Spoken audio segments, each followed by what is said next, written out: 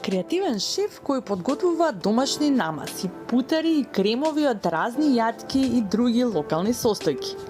Пеце Клечкаровски за наечие кој работи со љубов и креативност кон создавањето на вкусни десерти. Пеце, како настана приказната на Залиска, која беше идејата, односно како ја добивте идејата за да го направите овој бренд и сите овие најразлични намази кои што се единствени на пазарот? Па, целата ова приказна почна сосема спонтано, а јас работејќи како готвач во стручки ресторани, често експериментирав со десерти. Идејата ми беше да направам намирница пред се, јас за да работам со неја, која ќе биде квалитетна, која ќе има одличен состав внатре во самата структура и целта беше да ги импресионирам гостите што доаѓаат со своите десерти и да понудам нешто различно од стандардните десерти кои се нудеа во гостителството. Какви се видови на намази, кремови и путери може да се најде во палетата на Леска? Леска веќе постои 8 години и за тоа време успеавме да создадеме преку 100 рецепти кои се наши лични креации и во таа палета на производи може да се најдат многу различни производи. Генерално сите производи се делат на 3 различни групи. Значи, ние изработуваме путери од јаткасти плодови или семки, крем намази и пралине пасти од јаткасти плодови и семки и третата група е за нечиска чоколада која изработуваме директно од целозрно какао.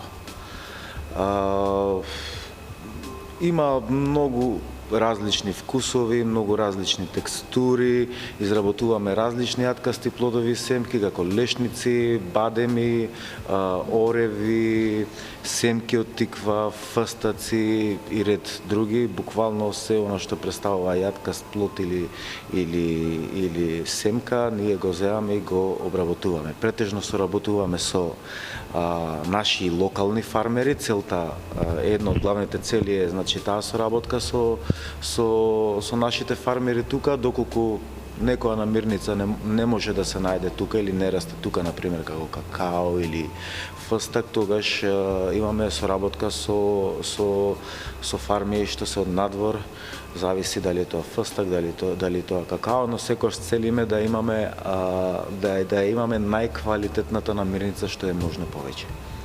Да, во палетата на Леска можат да се најдат и чоколади домашно направени. Кој е најголемиот предизвик во создавањето на една чоколадна табла? Па, правењето чоколада е долг процес и доста комплексен процес. Најголем предизвик е моментално за нас да набавиме какао од правилното место, од правилниот избор, што е за нас најголема тешкотија во однос на целава работа што ја работиме. Тоа е буквално најголем предизвик и секако предизвик е кога ќе имаме вистинската намирница да го изработиме најквалитетниот продукт од таа намирница што е возможно. Процесот почнува од печење на зрното какао. Ние практично го набавуваме ферментирано и исушено на сонце, потоа ние сами го печиме, со што го развиваме чоколадниот вкус и општо го развиваме целиот профил на вкус на самото какао со печењето. И потоа зрната се лупат и се мелат на гранитни камења долго време, преку 70 часа, со што постигнуваме убава мазна структура на самиот производ и на крајот доаѓа еден процес што се нарекува темперирање. Тоа е од клучно значење за крајниот производ, бидејќи така добиваме на сјајна чоколадна табла што изгледа како да е полирана и така чоколадата ја вадиме од калапот, од модлата и на крај доаѓа целото ова рачно пакување од завиткување во фолија и ставање во крајната амбалажа. Уникатни рецепти и уште поуникатни вкусови. Мала занаетчиска работилница во која голем дел од работите се прават рачно. Рачно се лупат и лешниците, рачно се лупи и какаото.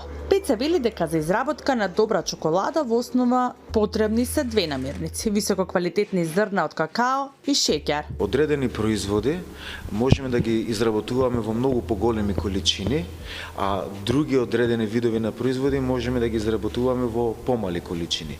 Обично производите што ги изработуваме во помали количини, тогаш најчесто тие мора да се резервираат лично кај нас преку, дали преку мейл, преку Инстаграм, телефонски и така натаму. Додека други производи што ги изработуваме во поголеми количини, тие може да се набават исто така преку нас, но може да се набават и во неколку продавнички локали. Еве, на пример, во Скопје може да се набават во Стебло бар во близина на плоштад, исто така во Кафе бар Само што се наоѓа во Дебар Мало.